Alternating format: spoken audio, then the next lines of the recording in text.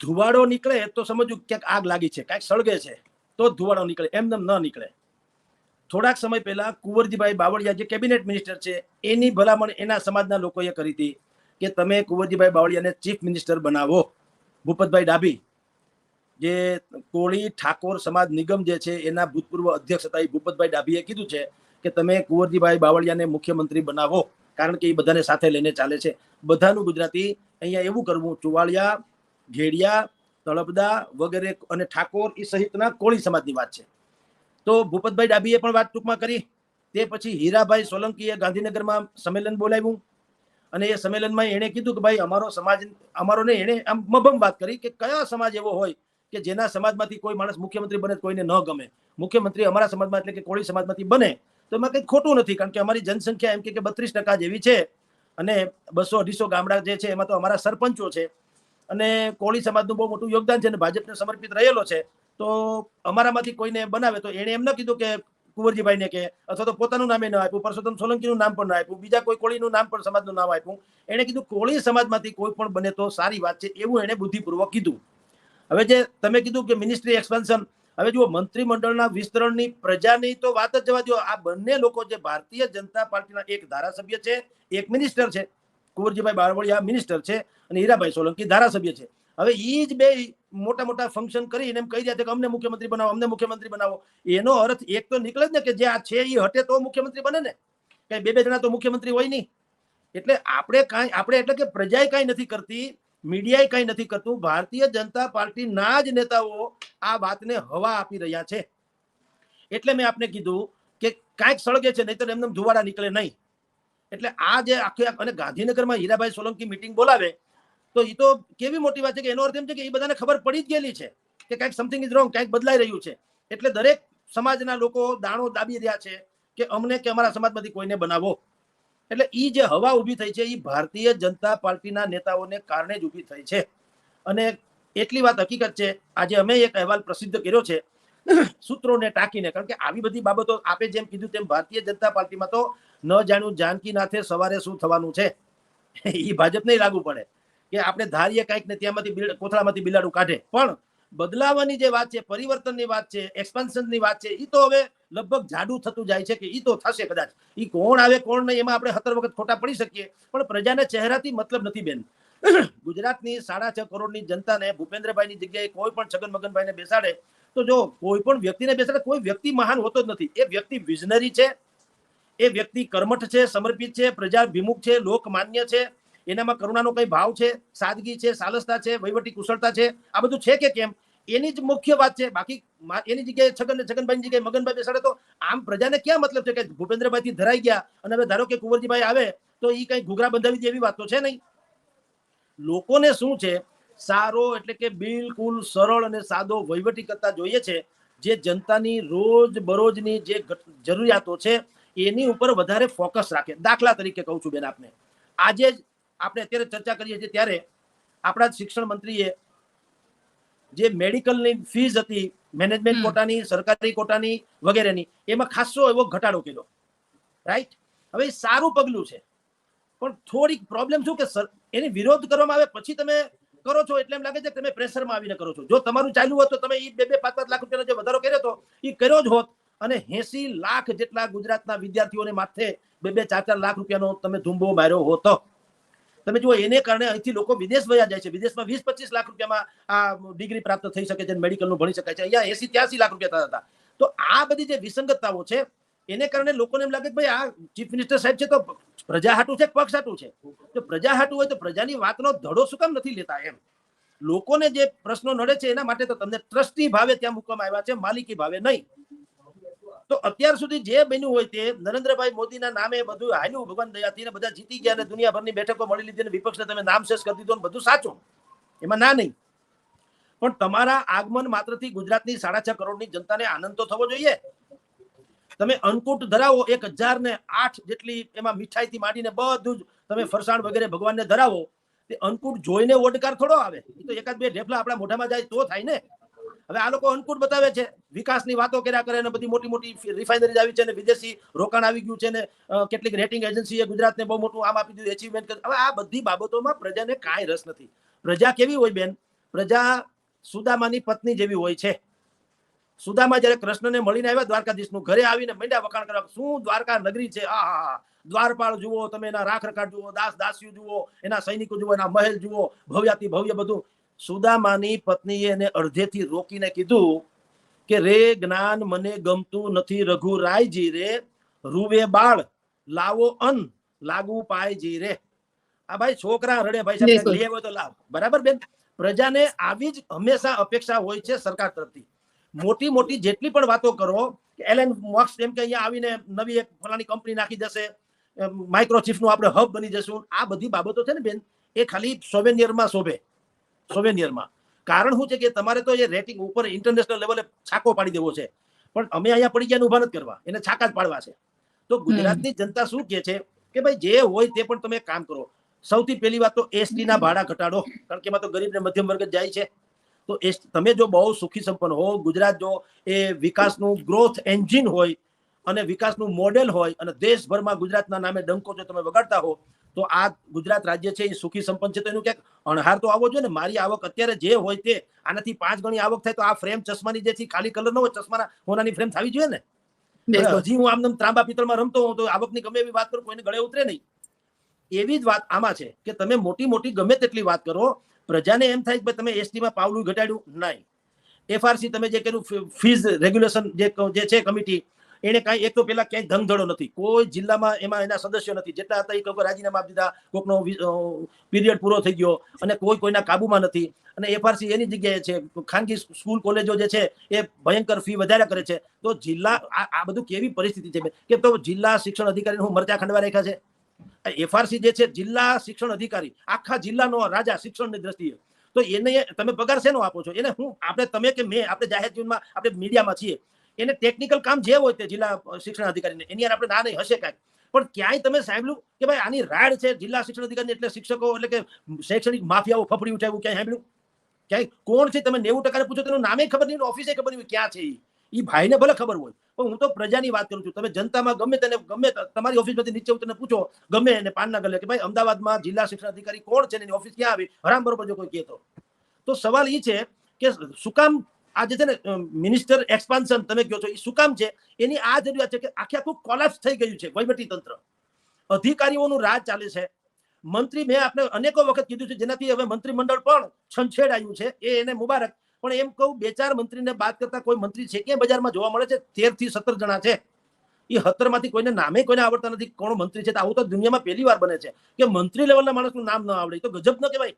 તો જે રીતે વહીવટી તંત્ર કોલેપ્સ થઈ ગયું છે, એટલે હવે બધા સુધારા વધારાની વાતો કરે છે કે ભાઈ મંત્રીમંડળમાં બદલાવ આવે છે, પણ કુંવરજીભાઈ બાવળિયા અને હીરાભાઈ સોલંકી આ બહુ મોટી જ્ઞાતિના નેતા છે. ઓબીસીમાં આવે અને કોળી સમાજમાં આવે, 32% જેટલી જનસંખ્યા છે અને સૌરાષ્ટ્ર ગુજરાતની 37 બેઠક ઉપર નિર્ણાયક ભૂમિકામાં આ સમાજ છે, એને અવગણી શકાય નહીં. તો એ બંને એ શું કામ ભાઈ? એને ક્યાં કોઈ મીડિયાએ કંઈ કીધું નથી, વિપક્ષોએ કંઈ કીધું નથી, વિપક્ષ સ્વયં નથી કહેતો કે એ ક્યારે મુખ્યમંત્રી બદલાશે કે નહીં. તમે ભારતીય જનતા પાર્ટીના કેબિનેટ રેન્કના મંત્રી હારો કે એને જાહેરમાં ભલે કીધું હોય કે ભાઈ નાના આવું કઈ છે નહીં, મોવડી મંડળ, એ તો બુદ્ધિપૂર્વકની વાતો છે. પણ તમે આવી તો કાપ તમે ભૂપતભાઈ ડાભીએ વાત કરી કુંવરજીભાઈને મુખ્યમંત્રી બનાવવાની, તો કુંવરજીભાઈ એને કેમ ખકડાવી ન નાખ્યો? તમારા જી જુઓ, એન્ટાયર ગુજરાતમાં કહું છું શું દ્વંદ્વ યુદ્ધ શું ચાલી રહ્યું છે ભારતીય જનતા પાર્ટીમાં. મૂળ જે ભાજપના લોકો છે, જનસંઘી વખતના, જેને ભાજપને અત્યાર સુધી શિખરના ટોચ ઉપર પહોંચાડ્યું છે, એ લોકોની એક જ ફરિયાદ છે ભારતીય જનતા પાર્ટીના હાઈ કમાન્ડ સામે. એની એક જ ફરિયાદ છે કે તુમ અગર મુझको ન ચાહો તો કોઈ બાત નહીં, લેકિન કિસી ઓર કો ચાહો તો મુશ્किल होगी. તમે અમને એટલે કે મૂળ જે જનસંઘી ને ભારતીય જનતા પાર્ટીના જે લોકો છે એને તમે કદાચિત ક્યાંય પણ સંગઠનથી માંડીને સરકારમાં ન લ્યો, ખેર કોઈ વાત નહીં, ચાલો તો કોઈ બાત નહીં, લેકિન કિસી ઓર કો ચાહો તો મુશ્किल होगी. હવે ગઈકાલે જે લોકો ભારતીય જનતા પાર્ટીમાં પ્રવેશ્યા છે તો કૂદી પડ્યા છે ભાજપ કોંગ્રેસમાંથી કે બીજા કોઈ પક્ષમાંથી કે અપક્ષમાંથી. હવે એને તમે સંગઠનમાં સારો હોદ્દો આપી દો છો, મંત્રી ધારાસભાની ટિકિટ આપી દો છો, મંત્રી પણ બનાવી દો છો, તો આ લોકો તો કહે ને કે ભાઈ તો અમારો વાંક શું ને ગુનો શું છે? કેશુભાઈને કાઢી મૂકે ત્યારે આવ્યું હતું મારો વાંક શું ગુનો શું, એડવર્ટાઇઝમેન્ટ આવતી હતી પહેલા પાના ઉપર દરેક પ્રિન્ટ મીડિયામાં. એવું હવે તમામ કેશુભાઈઓ પૂછી રહ્યા છે, ભારતીય જનતા પાર્ટીના તમામ કેશુભાઈઓ અત્યારે એ પ્રશ્ન પૂછી રહ્યા છે એના હાઈકમાન્ડને, અમારો વાંક શું, અમારો ગુનો શું. કોંગ્રેસે જેના માટે શબ્દ વાપર્યા હતા કે તમે બધા જે છે એ ગાભા મારું છે, ગાભા મારું. ટેબલ ઉપર પોતા કરવા વાળા અને આપણી ભાષામાં પાથરનારા. તો ભારતીય જનતા પાર્ટીના જે ઓરિજિનલ લોકો છે એ બધાની અત્યારે આ મૂળ સ્થિતિ છે કે ભાઈ આ પક્ષ અમે પેદા કર્યો, અમે ઉભો કર્યો, જતન કર્યો, ઉછર્યો, એને યુવાન બનાવ્યો, એને સક્ષમ બનાવ્યો અને એમાં અમે અમારા પ્રાણ હોમી દીધા, અમારી પેઢીઓ હોમી દીધી. તો હવે તમે અમને તો ભાવ પૂછતા નથી અને અમને નથી પૂછતા તો મેં સમજ ચાલો ભાઈ અમે આઉટ ઓફ ડેટ થઈ ગયા, કોઈ વાંધો નહીં, પણ લેકિન કિસી ઓર કો ચાહો એ કેવી વાત છે? એ તો અપનો પે સિતમ ઓર ગેરો પે વફા એના જેવું છે. ઓ જાને વફા એ જુલ્મ ન કર એમ કે છે આ લોકો કે ભાઈ તમે પોતાના લોકોની સાથે તમે સિતમ ગુજારો છો અને બારી જે લોકો આવે છે એની વફાદારી જેવું વાત કરો છો, તો આ સિતમ શું કામ ગુજારો છો? એટલે ગુજરાતભરમાં આ ભાવનગરનો કિસ્સો જુદો છે બેન. આજે ભાવનગરના જે 20 કોર્પોરેટરોએ એના પ્રમુખ અભયસિંહજી ચૌહાણની સામે કહેવાતી બગાવત કરીને ગાંધીનગર રજૂઆત કરી છે. એમાંય પાછું ઇન્ટરનલ પ્રોબ્લેમ છે થોડાક. એમાં ખાલી original Bhajap versus new Bhajap એવું નથી. એમાં ભાજપના બે જૂથ છે, જીતુભાઈ વાઘાણીનું જૂથ છે અને પૂર્વ જે ધારાસભ્ય છે સેન્જલબેન પંડ્યા એનું જૂથ છે અને અત્યારે જે છે નીમુબેન બાંભણિયા એનું જૂથ છે ને એવું બધું છે. કારણ કે અભયસિંહજી ચૌહાણ જે છે એ નીમુબેન બાંભણિયાના જૂથના કયો તો આમ તો ભારતીય જનતા પાર્ટીના બધા હોવા જોઈએ, પણ એવું કહેવાય છે કારણ કે નીમુબેનને ટિકિટ અપાવવાથી માંડીને જીતાડવા સુધીમાં કહેવાય છે કે અભયસિંહ ચૌહાણનો બહુ મોટો હાથ છે. અત્યારે એ શહેર પ્રમુખ છે અભયસિંહજી. હવે અભયસિંહે શું કર્યું છે, એણે એમ કીધું કે પાર્ટી ફંડમાં જેની પાસેથી પણ પૈસા લેવાના થાય, કોન્ટ્રાક્ટરથી માંડીને જે કોઈ શુભેચ્છકો ઇન્વર્ટેડ કોમામાં એ જેની પાસેથી પૈસા લેવાના પાર્ટી ફંડના થાય ઈ બાય ચેક લેવામાં આવે, ઓન રેકોર્ડ, નો કેસ, રોકડી કોઈ વાત નહીં. કારણ કે ભૂતકાળમાં જે કઈ રોકડી થઈ હતી એ રોકડો શબ્દ જ એવો છે કે એમાં તમારી દાનત બગડે જ બગડે અને એમાં ડખો થાય. ભૂતકાળમાં રાજીવ પંડ્યા પ્રમુખ હતા ભાવનગરમાં ત્યારે એમ કહેવાય છે કે લગભગ 1.5 કરોડ રૂપિયાની એફડી તોડાવી નાખી હતી, એને ફિક્સ ડિપોઝિટ તોડાવી નાખી હતી. પૂર્વ પ્રમુખ છે એના પત્ની શ્રી અત્યારે સેન્જલબેન પંડ્યા જે છે એ વર્તમાન ધારાસભ્ય છે, હમણાં જીત્યા. તો એની એ રાજીવભાઈ પંડ્યા જે છે એના કેટલાક લોકો પણ અત્યારે અભયસિંહ ચૌહાણની સામે ગયા છે ગાંધીનગર રજૂઆત કરવા. કારણ કે અભયસિંહ ચૌહાણ ચેકથી પેમેન્ટ માંગે છે કે ભાઈ બધું રેકર્ડ ઉપર હોવું જોઈએ. આવી વાત અમને ભાવનગરના સૂત્રો પાસેથી જાણવા મળી છે. એટલે આ જ તથ્ય હોય એવું નથી, બીજો તથ્ય હોય તો એ લોકો કહી શકે, પણ એબવ ઓલ આપણે લગભગ જેટલા લોકોને પૂછ્યું એમાંથી સાર જે નીકળ્યો એ વાત હું કહું છું. શક્ય છે કે રાજીવ પંડ્યાથી માંડીને સેન્જલબેન પંડ્યાનો પણ પોતાનો કોઈ વ્યૂઝ હોય, જીતુભાઈ વાઘાણીનું પણ ત્યાં એક જૂથ છે, એક ગ્રુપ છે. હવે એ ગ્રુપને પાછું આ ઉપેન્દ્રસિંહ જે અત્યારે ચાલે છે એને કોઈને જામે છે કે કેમ, કે નીમુબેન બાંભણિયાને જામે છે કે એવા બધા ઇન્ટરનલ ઘણા બધા પ્રોબ્લેમ છે. એટલે એને તમે ભારતીય જનતા પાર્ટીની અત્યારે ઓરિજિનલ ભાજપ અને નવું ભાજપની જે વોર સમગ્ર રાજ્યમાં ચાલે છે એના ભાવનગરનો કિસ્સો જુદો છે એમ કહું. એને નાને કઈ બહુ લાગતું કારણ કે ત્યાં તો ઘણા બધા પોઈન્ટ્સ છે ભાવનગરમાં, તો ઇન્ડિવિજ્યુઅલ ડખા પિંજણ જેને કહેવાય, એમાં પાછો પક્ષના હિતની વાત થોડીક ઓછી ને ઇન્ટરનલ ઈગો ક્લેશ જરા વધુ છે. પણ એબવ ઓલ ભાવનગરને તમે છોડો તો ચારેક ઓર જે અત્યારે ચાલી રહ્યું છે, એક તો CR પાટીલનું ગાંધીનગરથી દિલ્હી જવાનું થયું. આજે સમાચાર આવ્યા છે કે આગામી જિલ્લા તાલુકા પંચાયતોની ચૂંટણી ન થાય, ચૂંટણી પૂરી થાય ત્યાં સુધી અત્યાર સુધી CR પાટીલ જ પ્રમુખ રહેશે એવું આજે આવ્યું છે. એ પાછું સાચું ખોટું રામ જાણે, પણ બધા અખબારોમાં આવ્યું છે ને આપણે છાપ્યું છે. તો એક તો એ પ્રમુખ જ્યારથી હવે આજનું એનાઉન્સમેન્ટ વાત કરો તો અત્યાર સુધી શું હતું, ગુજરાત ભાજપ રેઠું પડ હતું. CR પાટીલ દિલ્હી વયા ગયા. ભૂપેન્દ્રભાઈ તો મેં કીધું એ સાલસ સ્વભાવના વ્યક્તિ છે એટલે એની કોઈને ફરક નથી. ટૂંકમાં એ છે તો છે, મુખ્યમંત્રી છે તો આવે તો બે સલામ માર લેવી, એને સારું લાગે એવું બોલવું ને એ બધું ખાઈ પીને વયા જાય. એનાથી કોઈ ફાટી પડતું નથી. જે ખરેખર CR પાટીલથી ફાટી પડતા હતા એવાની અત્યારે આમ જરૂર છે, પણ CR પાટીલની નીતિની જરૂર નથી, એના જેવી શિસ્તની જરૂર છે. CR પાટીલના કારણે તો અત્યાર સુધી આજે ધબોઈને માથું એ ભલે ચૂંટણી જીતી ગયા એમાં ના નહીં, હેટ્રિક કરાવડાવી, એને સલામ મારવી પડે એવી એને આવા ઓપોઝિટ વેવ્સમાં પણ એને ભારતીય જનતા પાર્ટીને ત્રીજી વખત સંસદમાં જીત અપાવી દીધી. એ વાત સાચી છે. એને સંગઠનમાં પણ જે માઇક્રો પ્લાનિંગ કર્યું, પેજ પ્રમુખથી માંડીને બધું જે કર્યું એ પણ દાદ માગી લેવું છે. કારણ કે પક્ષને કઈ વાંધો નથી, કમસે કમ ચૂંટણીને લાગે વળગે ત્યાં સુધી.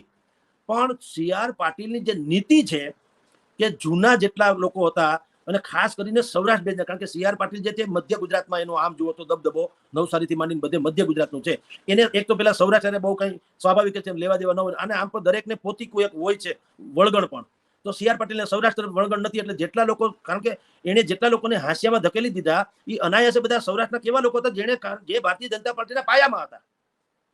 તો એવા લોકોને ટૂંકમાં જે CR પાટીલની નીતિ ભારતીય જનતા પાર્ટીને નડી રહી છે, એની રાજનીતિ આને ફળી છે ભાજપને. રાજનીતિ એટલે ચૂંટણી લક્ષી, ચૂંટણી જીતાડી દીધી એને, પણ ભલા માણસ કેવળ ચૂંટણી જીતવી એ જ એક માત્ર વાત હોતી નથી, પૂરતી નથી. લોકોના દિલ, મન, મસ્તિષ્કને જીતવા એથી મોટી વાત છે. એના વગર તમે ટકી ના શકો. જ્યાં સુધી તમને પ્રજા ચાહે નહીં ત્યાં સુધી લોકો તમને શું કરે છે? સહન કરે છે. તમારી શાખની જરૂર છે, તમે ધાક બેસાડી છે. તો હવે સી આર પાટીલ દિલ્હી વયા ગયા એટલે અહીંયા બધા થઈ ગયા બેફામ.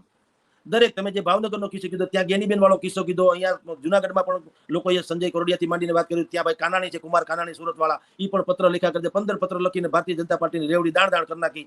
એ બધું શું છે? એ બધું એ બતાવે છે કે સંગઠનમાં શિસ્ત જે છે તિત્તર બિત્તર થઈ ગયું છે, અસ્ત વ્યસ્ત. એટલે કોઈ પણ ભોગે તાત્કાલિક રેણ કરવું પડે એમ છે, સર્જરી. અને જેટલું મોડું થશે એ પછી મિનિસ્ટ્રી એક્સપાન્શનનું હોય કે પછી ભારતીય જનતા પાર્ટીના સંગઠનને સુદૃઢ કરવાનું હોય, જેટલું મોડું કરશે એટલું ભારતીય જનતા પાર્ટીને મુશ્કેલી ઓર વધવાની.